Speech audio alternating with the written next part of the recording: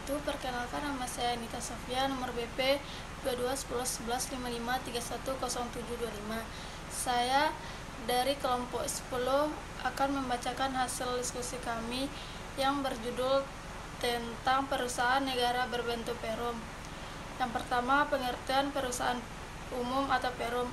Menurut Undang-Undang Nomor 19 Tahun 2003, perusahaan umum atau perum adalah BUMN yang seluruh modalnya dimiliki negara dan tidak terbagi atas saham, yang bertujuan untuk kemanfaatan umum berupa penyediaan barang atau jasa yang bermutu tinggi dan sekaligus mengejar keuntungan berdasarkan prinsip pengelolaan perusahaan.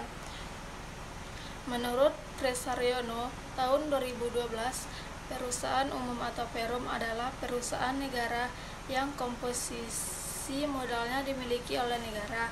Kegiatan usaha perusahaan umum bersifat melayani kepentingan umum dalam bidang produksi, distribusi, maupun konsumsi.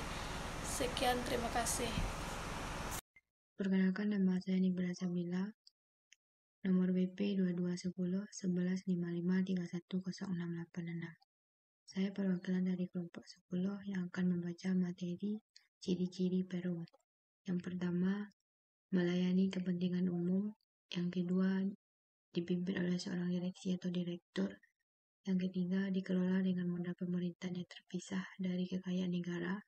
Yang keempat, pekerjaannya adalah pegawai perusahaan swasta.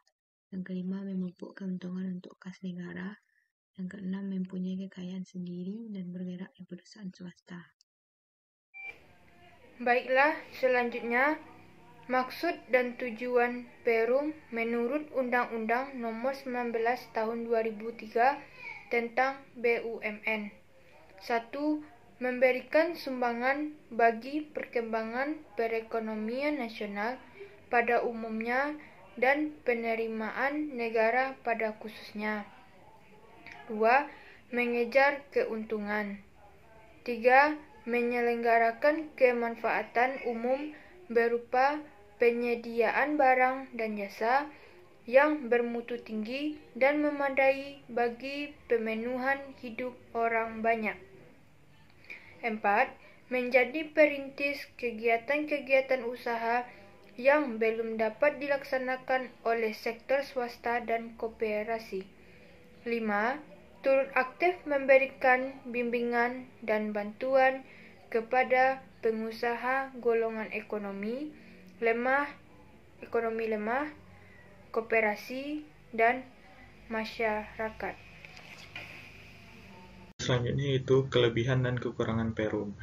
Kekurangan perum ada 4. Yang pertama itu masih terjadi pemborosan karena tidak adanya perusahaan saing.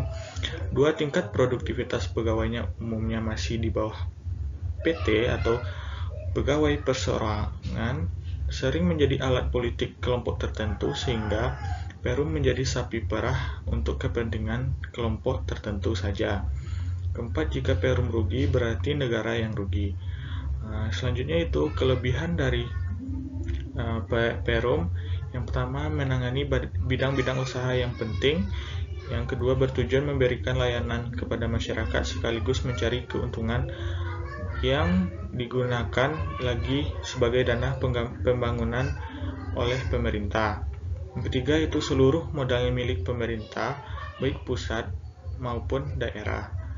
Dibandingkan dengan perjan, perum bekerja lebih efisien karena selain memberlayani kepada masyarakat, juga dituntut untuk mendapatkan keuntungan atau laba. Yang terakhir itu dengan status pegawai perusahaan negara atau daerah, budaya kerja di perum umumnya lebih baik dibandingkan dengan perjan. Baiklah, selanjutnya akan dilanjutkan oleh teman saya. Baik, selanjutnya contoh dari perusahaan umum atau perum. 1. Perum Damri. 2. Perum PDD. 3. Perusahaan Umum Jaminan Kredit Indonesia. 4. Perum Percetakan Ulang Republik Indonesia atau Perum Peruri. Dan adapun perum yang kini menjadi Persero. 1. Perum Asabri menjadi PT Asabri. 2. Perum Kereta Api Perumka menjadi PT Kereta Api Indonesia. 3. Perum Penggadaian menjadi PT Penggadaian. 4. Perum Telekomunikasi Perumtel menjadi PT Telekomunikasi Tbk.